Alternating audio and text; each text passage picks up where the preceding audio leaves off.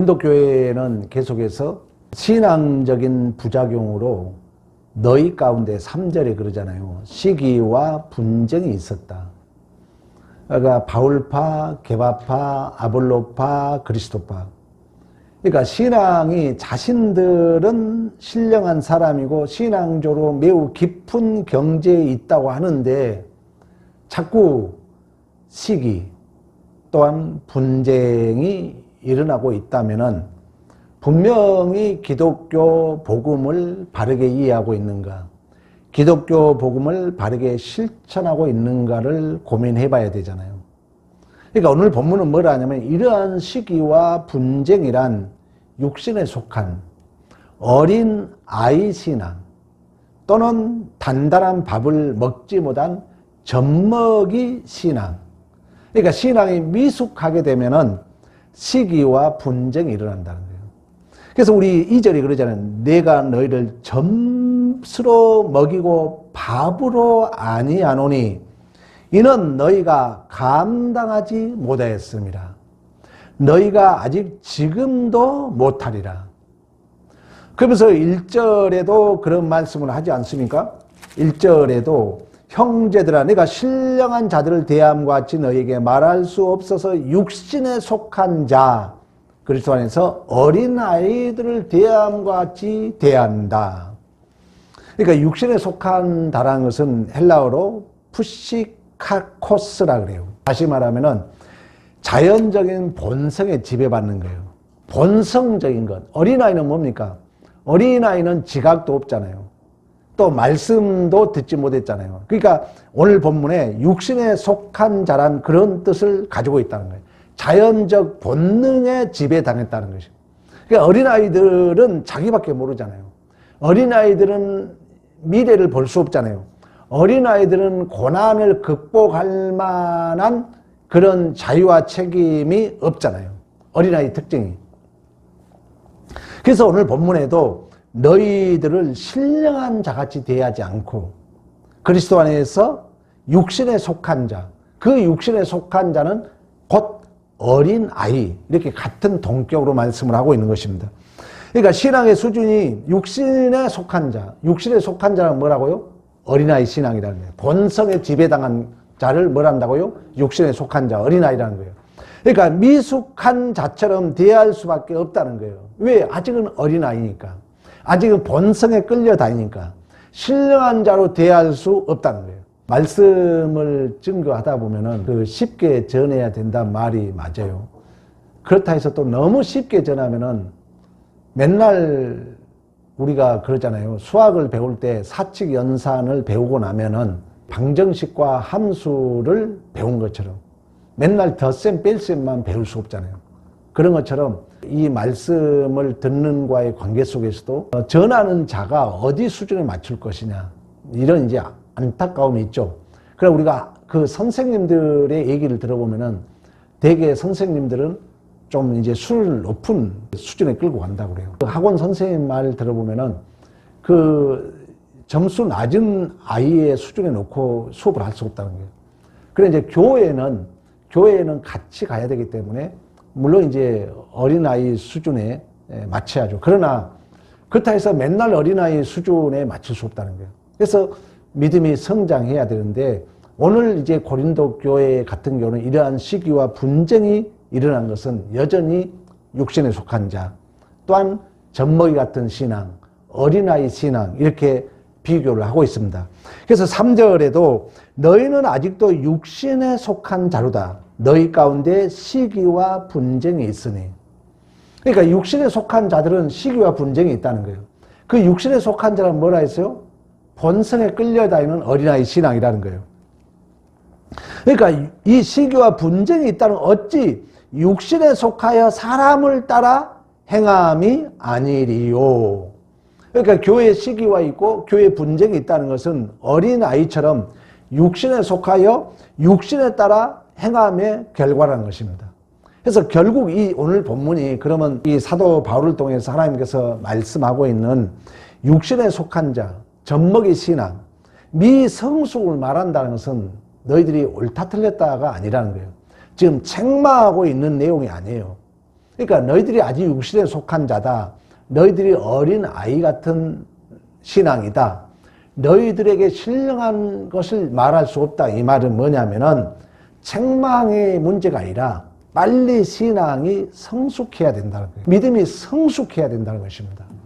그러니까 믿음이 성숙하지 않으면은 항상 어렵게 될 수밖에 없죠. 그러나 우리가 운동선수로 비유하고 있는 것처럼 감독이 항상 그 선수를 낮은 수준의 훈련을 시킬 수 없잖아요. 때로는 어려운 훈련도 시키고 힘든 훈련을 시켜서 그 감독의 수준에 이르도록 목표를 이끌어가는 것이 감독이 추구하는 교육의 목표일 수 있는 것처럼 신앙생활도 그렇다는 것입니다. 근데 우리가 믿음이 성장하지 않으면 이처럼 젖먹이 신앙, 어린아이 신앙, 육신에 속한 자로서 아까 육신에 속한 게 뭐라 했어요? 자연적 본성에 지배를 당할 수 있다는 것입니다. 그래서 사도 바울도 그런 얘기를 하지 않아요? 육신에 속한 자로서는 우리 빌립보서 한번 찾아보겠습니다. 빌립보서 3장 4절. 나는 육체를 신뢰할 만하여 만일 누구든지 다른 이가 육체를 신뢰한 것이 있는 줄 생각하면, 그러니까 사도 바울은 육신적으로 생각한다면 육체적으로 속한 자라면은 8일 만에 할례를 받았고 또 이스라엘 족속이고 베냐민 지파이고 히브리 중에 히브리인이요 율법으로는 바리새인이요 율법의 의로는 흠이 없다. 그러나 이 육신적 조건으로 말미암아 이 열심이, 이러한 조건이 결국 어린 아이 신앙처럼 교회를 박해하는 시기와 분쟁을 만들었다는 거예요. 그래서 그 얘기 하잖아요. 6절에 그 얘기 하지 않습니까? 열심으로 교회를 뭐 했다고요? 박해했다고 그래요. 열심으로. 그러니까 교회 안의 시기와 분쟁이라는 것은 신앙의 수준이 아직 미숙함으로, 또 신앙의 수준이 젖먹이 신앙으로, 또 육신에 속하여서 육신적 그 자연적 본성에 지배당함으로 나타나는 부작용임을 말씀해주고 있고, 그런 의미에서 우리가 믿음이 성숙해야 된다는 거예요. 믿음이. 그래서 육신에 속한 자, 젖먹는 어린아이 신앙, 미성숙 신앙, 또 아까 말씀했던 것처럼 자연적인 본능에 지배되는 이 신앙, 이것은 시기와 분쟁을 일으킨다는 거예요. 그래서 4절에도 그 얘기하죠. 어떤 이는 말하되 나는 바울에게라 하고 다른 이는 나는 아볼로게라 하니 너희가 육에 속한 사람이다. 그러니까 육세에 속한 사람은 그 조건, 어떤 근거, 기준, 이게 하나님까지 가지 못하는 거예요. 신령한 자라는 것은 성령의 지배를 받지만, 성령의 인도함을 받지만은 그렇지 않는 자들은 결국 그 조건이 전부일 수 있죠. 그 자격이 전부일 수 있죠. 그걸 근거해서 바울파, 게바파, 아볼로파, 그리스도파. 그래야 신령한 신앙의 성숙함은 예수 그리스도의 십자가, 구원의 은혜의 결과로 결실될 줄로 믿습니다. 그래서 이제 사도 바울이 아까 얘기했잖아요. 빌립보 3장의 서두에서는 내가 그 조건, 그 열심, 그 율법으로서 흠이 없는 자, 또 율법으로서는 바리새인, 그리고 8일 만에 할례를 받았고 이스라엘 족속이고 베냐민 지파이고 히브리인 중에 히브리인이고, 그러한 조건이 결국 교회를 박해하고 교회를 핍박하고, 그래야 이제 사도 바울이 믿음이 성장하잖아요. 다메섹 도상에서 하나님을 만나고 3000층에 갔다 오잖아요. 그 이후로 이제 바울이 다시 이어서 그런 고백을 해요. 빌립보서 우리 7절 보세요. 3장 7절. 그렇게 이제 박해했지만 그러나 그러니까 바울은 믿음이 성장한 후에 자기의 과거와 현재를 이중구조로 고백하고 있는 거예요.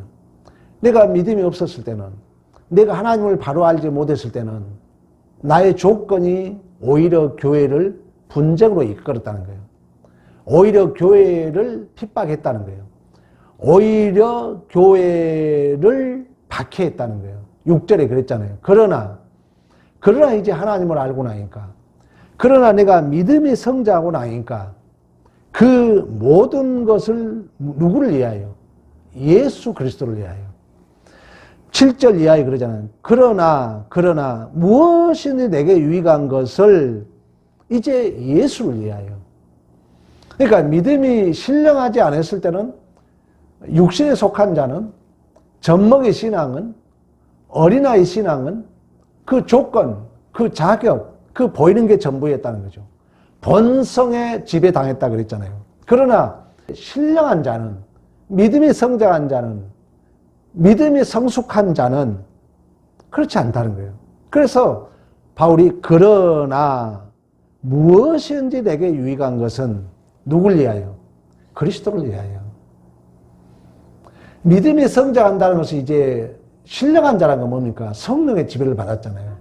성령의 지배를 받았다는 것은 우리는 성령이 너희 안에 계신 성전인 줄 알지 못하느냐. 그 성전은 예수의 몸인 줄로 믿습니다. 요한계시록에 내가 알파와 오메가라고 말씀했던 것처럼. 그래서 이제 믿음이 성장한 자는 교회를 생각한다는 거예요. 그리스도를 얘기한다는, 그리스도의 몸이 교회이기 때문에. 그래서 그러나 무엇이 내게 유익한 것은 그리스도를 위하여. 내가 다 해로 여긴다는 거예요. 그리스도의 아는 지식의 고상함 때문에 모든 것을 잃어버리고 모든 것을 배설물로 여기고 오직 예수 그리스도를 얻고 예수 그리스도 안에서 발견되기를 원하신 줄로 믿습니다. 근데 그 예수는 무한하신 하나님이잖아요. 그래서 그 예수가 내 안에 구체화 실체화되는 과정은 하루아침에 되지 않는다는 거예요. 금메달이 말로 쉽게 딸 수 있으면 훈련이 필요 없잖아요. 그러니까 그 금메달 딴 그 운동선수를 얘기 들어보면 하루라도 빨리 은퇴하고 싶다잖아요. 매일같이 그 훈련이 그렇게 고되기 때문에. 우리 피겨 스케이트 여왕 김연아 선수 이야기 많이 들었잖아요. 36층 아파트를 역부로 얻어가지고 걸어 다니겠다잖아요. 엘리베이터를 못 타게 하고. 여러분 생각해봐요. 그러니까 막 다리가 휘고 하루라도 빨리 은퇴하고 싶다는 거예요. 물론 이제 금메달에 대한 그 쾌감도 있지만은 그런 것처럼 이 예수 안에서 발견되고 예수의 고상한 지식을 얻고 내 모든 것을 해로 여기고 그 그리스도 안에서 그 그리스도를 얻는다는 것은 금방 되지 않는다는 거예요. 그래서 바울이 뭐라 합니까? 이미 이뤘다함도 아니요 잡았다함도 아니요 날마다 쫓아가는 신앙, 날마다 달려가는 신앙인 줄로 믿습니다. 이처럼 우리가 신앙의 성숙이라는 것은 때로는 낯선 그 정황들이 있다는 거예요. 여러분들이 교회 생활을 하면서 또 가정 생활을 하면서나 직장 생활을 하면서나 다 마찬가지예요. 다시 말하면 반복된 똑같은 반복은 나를 성숙시킬 수 없잖아요. 뭔가 새로워져야 되잖아요. 그래서 하나님은 우리에게 때때로 교회 안에 성숙의 은혜의 파편으로, 초신자들이 이런 말을 잘 들어야 되는데, 아니 초신자들이 이제 히브리서 이따 찾아보겠지만 뭘 하냐면요, 어린아이 신앙에서 자라려면 뭘 얘기하면 단단한 음식을 먹어야 된다고 그래요. 맨날 죽만 먹을 수 없잖아요. 죽만 먹으면 속은 편합니다. 근데 나중에 죽만 먹으면 육아 활동을 안 해요. 그래서 죽은 3일 이상 먹으면 안 돼요. 환자 외에는. 왜? 계속 죽만 먹어버리면 육아 활동을 안 해요. 그래서 더 몸이 나빠진다는 거예요. 그런 것처럼 하나님은 우리에게 믿음의 성숙을 위하여 때로는 단단한 음식을 준다는 거예요. 우리 히브리서 한번 찾아보겠습니다. 히브리서 5장 12절. 때가 오래되었으므로 너희가 마땅히 선생이 되었을 터인데 이 말은 뭐예요? 신앙생활이 이제 성장했다면 선생이 되어 있어야 되는데 너희가 다시 하나님의 말씀의 초보에 대하여 누구에게서 가르침을 받아야 할 처지니, 이 말은 뭐예요? 너희들이 시간이 갔으므로 믿음이 성장해 선생이 되어야 되는데 아직도 초보의 가르침을 받아야 할 처지니 단단한 음식은 못 먹고 젖이나 먹어야 할 자가 되었도다. 이는 젖 먹는 자마다 어린아이니 그의 말씀을 경험하지 못한 자요. 단단한 음식은 장성한 자의 것이니 그들은 지각을 사용함으로 연단을 받아 선악을 분별하는 자들이니라. 할렐루야. 이렇게 하잖아요. 신앙이 때로는 단단한 음식을 먹어야 된다는 거예요. 그러니까 우리 새로운 신자들이 제일로 힘든 부분이 좀만 단단한 음식 먹이면 막 못 먹겠다고 그러는 거예요. 그래도 어쩔 수 없어요. 그래도 계속 꾸준히 조금씩 성급하게 하지 마시고 계속 먹여야 돼요. 계속 먹이다 보면은 자라게 하신 분은 누구예요? 하나님이 합니다.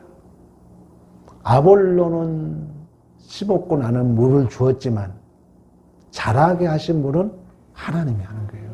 우리가 되게 신앙이 빨리 지친 이유가 뭐냐면은 결과를 내가 빨리 거두고 싶어 하거든요. 우리 교회도 마찬가지예요. 하나님이 여러분도 교회에 시험거리가 있지만 목사도 뭐 이렇게 하다 보면은 좀 그런 이제 그 환난들을 겪어요. 그게 어떻게 보면은 우리에게 단단한 음식을 먹는 거랑 마찬가지예요. 어린 아이들이 처음에는 우유 먹고 이유식 먹고 서서히 단단한 음식을 먹어가는 것처럼 우리의 신앙도 그렇다는 것입니다. 그러니까 해석의 문제예요. 어떤 낯선 그 사건이 오면은 이게 나를 성숙시키는 은혜의 파편이다. 이렇게 받아들인 게 믿음이에요. 믿음은 제가 그런 얘기죠. 해석의 문제다. 그러니까 실제적인 짐과 해석의 짐이 다르다는 거예요. 우리 그러잖아요. 수고하고 무거운 짐진 자가 다 내게로 와라 그러잖아요. 내 멍에를 언약하고 겸손하게 내 멍에를 배우라. 그리하면 마음에 힘을 얻는다 그러잖아요. 그런 것처럼 이 짐이 여러분들이 어떤 문제를 안고 있는 부분이 무게로 따지면 약 70kg가 나갈 수 있어요. 그러나 해석에 따라서 잘못 해석하면 그게 100kg 넘을 수 있고 또 잘 해석하면 70kg가 10kg, 5kg도 나갈 수 있다는 거예요. 믿음의 문제라는 거예요.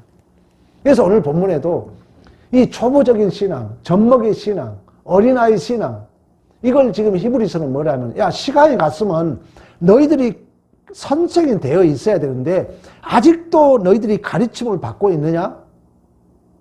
너희들은 어린아이 신앙이다. 너희들은 아직 단단한 음식을 못 먹었다. 그러나 믿음이 신령한 자들은 단단한 음식을 먹음으로 말미암아 연단을 받아 선악을 분별하게 되는 줄로 믿습니다.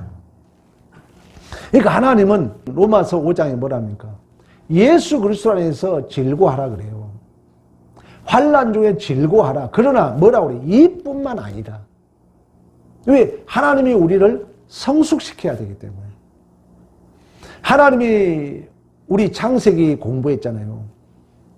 하나님은 시간과 공간의 개념이 없지만 우리에게 시간을 창조해서 우리에게 역사를 주신 이유는 뭡니까? 나를 위해서 줬다는 거예요. 이미와 아직이라는 이 세월을, 이 시간을, 이 장소를 주신 것은 하나님이 우리의 믿음을 성숙시키기 위하여 우리 안에 하나님의 계획이 구체와 실체화되기 위하여 은혜로 주신 줄로 믿습니다. 그래서 로마서 5장에 이뿐만 아니다. 예수 안에서 즐거움만 있는 게 아니다. 환난이 인내를, 인내가 연단을, 연단이 소망을 이룬 줄로 믿습니다. 소망을 이룬다. 그래서 바울도 그런 고백을 하는 거예요. 내가 예수를 알기 전에는 그 조건이, 그 자격이 교회를 핍박하고 교회를 분쟁으로 이끌었지만, 그러나 내 믿음이 성장하고 나니까, 내가 예수를 알고 나니까, 그 예수의 고상한 지식을 알기 위하여, 예수를 얻기 위하여, 예수 안에서 내가 발견되기 위하여 그 모든 것을 해로 여기고 배설물로 여기고 날마다 달려가노라, 날마다 쫓아가노라. 우리의 신앙의 실존인 줄로 믿습니다.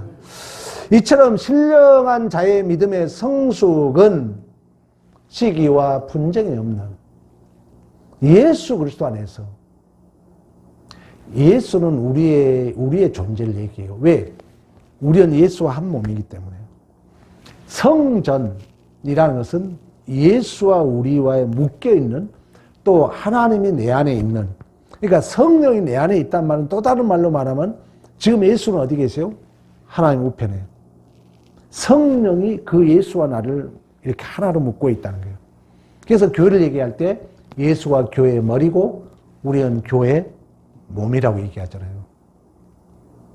그러니까 바울이 그러나 신앙이 내가 성숙되었을 때는, 우리 1장에서 우리 확인했잖아요.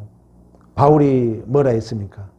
나는 오직 예수 그리스도의 십자가 외에는 아무것도 알기를 작정하지 아니한다 고백했잖아요.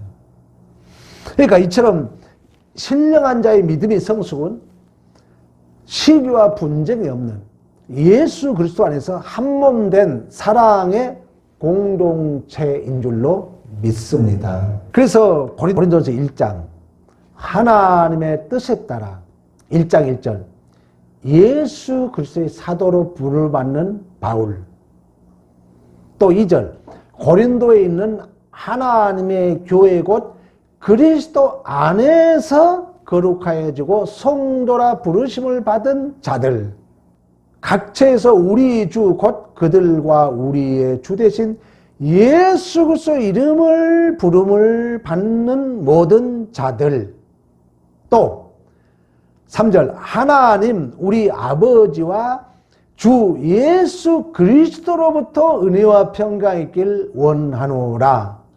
또 그리스도 예수 안에서 너희에게 주신 하나님의 은혜로, 계속해서 그리스도 안에서, 그리스도의 증거, 그리스도 안에서. 그러니까 신앙생활이라는 것은 무엇을 하든지 어떤 말을 하든지 유일한 구원의 길, 예수 그리스도의 십자가로 한몸된 교회 공동체의 유익이 되어야 될 줄로 믿습니다.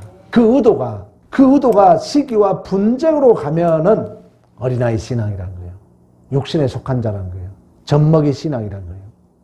그래서 신앙생활에 어떤 문제가 발생하면은 가장 큰 문제는 뭐냐면은 쉽게 우리가 정죄하고 심판하고 싶어요. 그렇지 않으면은 자신을 자책합니다. 두 가지 신앙이 되게, 우리가 신앙의 문제가 생각하면 첫째는 남을 비판해요. 또 한 가지는 자신을 자책하게 돼 있어요. 그래서 그 결과로 우리 안에 분노와 원망과 시기와 분쟁이 발생할 수 있다는 거예요. 우리가 꼭 기억해야 될 것은 예수 그리스도의 십자가 은혜는 우리가 죄인 되었을 때, 경건치 못했을 때, 연약했을 때, 원수 되었을 때, 그 예수의 죽으심을 통하여 하나님의 사랑을 확증하신 줄로 믿습니다. 우리가 죄인 되었을 때, 우리의 아무 조건을 보지 아니하시고, 우리의 자격을 보지 아니하시고, 물론 우리가 말은 때로는 실수할 수 있어요. 그러나 우리는 금방 돌아와야 돼, 말씀을 들으면. 그래, 우리 예수님이 우리가 죄인 되었을 때, 경건치 못했을 때, 연약했을 때, 원수 되었을 때, 예수 그리스도의 십자가의 죽으심을 통하여 하나님의 사랑을 확증하시고, 이 사랑은 사망이나 적신이나 그 무엇도 끊을 자가 없는 줄로 믿습니다. 이러한 우리가 신앙이 있다면, 이 하나님의 원자탄보다도 강하신 하나님의 사랑 안에서 우리가 한몸 되었다는 것을 안다면은 쓸데없는 시기, 분쟁을 일으킬 필요가 없다는 거예요.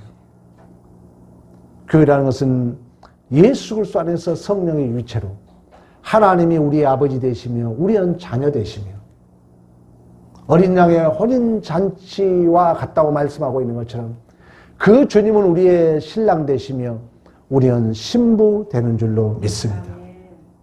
그러면 이 아버지와 아들 관계이기 때문에 교회는 이러한 인과 유래, 원인과 결과 법칙이 아니라는 거예요. 다시 말하면 계산적이 아니라 교회는 부부간에 너것 내것 따지는 그게 사실 좋은 게 아니라는 거예요. 그게 영향을 미치면 자녀들에게 치명적입니다. 우리 자녀들은 더 그래요. 요즘은요, 여러분 자녀들이 데이트해도요, 옛날에는 남자가 다 샀잖아요. 요즘은 안 그렇습니다. 더치페이 딱 분배해요. 그리고 요즘은 남자들이 여자를 얻을 때 직장 있냐 물어본대요. 돈 얼마 모아놨는가 물어봐요. 옛날 같지 않아요, 요즘은. 그러니까 남자들이나 여자들이나 돈 없이는 시집도 못 가고 장가도 못 가요. 이게 사실 좋은 관계는 아니에요. 성경의 남자란 얘기는 성경의 남자가 부모를 따라 여자와 한 몸을 이루잖아요. 그러면 예수가 뭡니까? 우리의 생명, 우리의 전 존재를 책임졌잖아요. 그런 의미에서 남자예요. 근데 이제 선진국이 되다 보니까 이 부유한 세상을 살다 보니까 남자 혼자 벌어서 안 되거든요. 그 문명 혜택을 누려야 되니까. 그래서 이제 여자들과 같이 버는 거예요. 그러니까 같이 벌다 보니까 이 권위가 깨진 거예요. 원래 남자 이 순놈의 의미는 먹고 사는 생명까지 책임을 져야 돼요, 남자가. 근데 우리가 그렇게 잘 안 되잖아요. 돈 뭐 남자들 벌어가지고 집세 내고 어쩌고 이 우리 젊은 청년들 안 되잖아요. 그러니까 여자하고 같이 벌다 보니까 이 질서, 인격적 우열의 문제가 아니라 질서가 깨져버린 거예요. 그러니까 남자, 여자 이제 질서가 없는 거예요. 그러다 보니까 동등한 입장으로. 이건 인격적 우열의 관계가 아니라 하나님의 창조 질서거든요. 이게 깨진 거예요. 그러니까 남자도 여자에게 똑같이 요구하고 남자도 여자에게 똑같이 요구를 해버린 거예요. 그러니까 질서가 깨지니까 권위가 무너지죠. 질서가 무너지죠. 그게 좋은 것 같지만 불행이에요.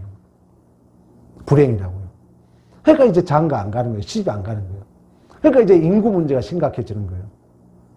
그러면 이제 인구가 없어지면 인프라가 깨지기 때문에 경제가 주저앉아요. 어려워지는 거예요, 우리가. 또. 그런 이제 역순환이 벌어집니다. 그러나 교회라는 것은 이러한 기계적인 문제, 인과 유래 문제, 그리고 단순한 옳고 그리 윤리 도덕 문제가 아니라는 거예요. 이해관계가 아니라는 거예요. 예수 그리스도 안에 있음으로 오직 우리는 사랑으로만 확인할 수 있는 관계인 줄로 믿습니다.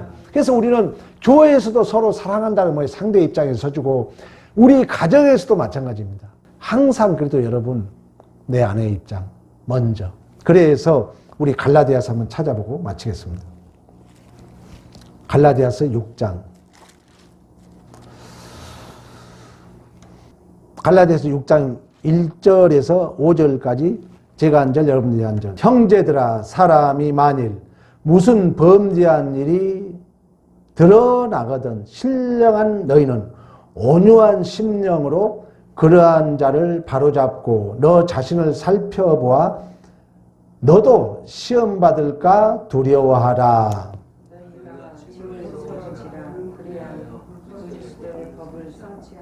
만일 누가 아무것도 되지 못하고 된 줄로 생각하면 스스로 속임이라. 각각 자기 일을 살피라. 그리하면 자랑하는 것이 남에게 있지 아니하니라. 각각 자기의 짐을 질 것이요. 가르침을 받은 자는 말씀을 가르치는 자가 모든 좋은 것을 듣게 하라. 아멘. 교회 안에서 만일 무슨 범죄한 일이 드러나거든 서로 짐을 져주고 그리스도의 법을 성취하라는 거예요. 그리스도의 법은 뭐겠어요? 십자가죠. 십자가 사랑이죠. 율법의 완성이 뭡니까? 십자가잖아요. 그리고 온유한 마음을 가지라잖아요. 온유한 마음은 부드러운 마음이지만 예수님이 자기의 마음을 뭐라고 그럽니까? 내 마음은 온유하고 겸손하다 그래요.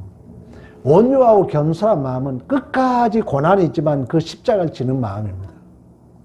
그런 마음으로 각자의 짐을 져주라는 거예요. 예수님이 그런 모습을 살았던 것처럼 예수님이 이 땅에 우리의 짐을 지기 위하여 높고 높은 보좌를 버리시고 이 땅에 오셔서 모진 고통, 모진 아픔 다 겪으면서 심판자로 왔지만 그는 심판자가 아니라 도살장에 끌려가는 어린 양이 되어 주신 줄로 믿습니다. 이게 바로 그리스도의 법이라는 거예요. 교회가 그래야 된다는 것입니다. 그렇지 않으면은 어린아이처럼 육신에 속한 자처럼 시기, 분쟁이 일어날 수밖에 없다는 것을 우리에게 말씀해 주고 있고, 이 분쟁과 시기를 성경에 다루고 있는 것은 그들의 신앙을 책망하자는 것이 아니라 신령한 자로 성장하라는 거예요. 그 신령한 자의 성숙은 예수 충만으로, 예수가 내 안에 구체화, 예수가 내 안에 실체화, 그러므로 말미암아 갈라디아에서 우리 말씀하고 있는 것처럼 혹시 교회 안에서 범죄한 일이 일어나거든 서로 짐을 지고 그리스도의 법을 성취해라. 그리스도의 법을 이루어라. 온유한 마음을 가져라. 우리 예수님이 그 아버지의 뜻을 이루기 위하여 이 땅에 높고 보좌를 버리시고 낮은 마음, 종의 형체, 사람의 형체를 가지고 죽기까지 복종하심으로 만물이 그 발 아래 무릎을 꿇음으로 하나님이 영광을 받으셨던 것처럼 여러분의 존재와 인생 속에 이러한 그리스도의 법을 성취하고, 또한 우리 교회가 때로는 시기가 있고 때로는 분쟁이 있다 할지라도 갈라디아서 말씀하고 있는 것처럼 서로의 온유한 마음을 가지고 서로의 짐을 지고 그리스도의 법을 성취함으로 말미암아 화평케 하는 자, 화평케 하는 자, 하나님의 아들이라 일컬음을 받는 이러한 축복의 통로의 삶이 되기를 간절히 축원합니다. 아멘.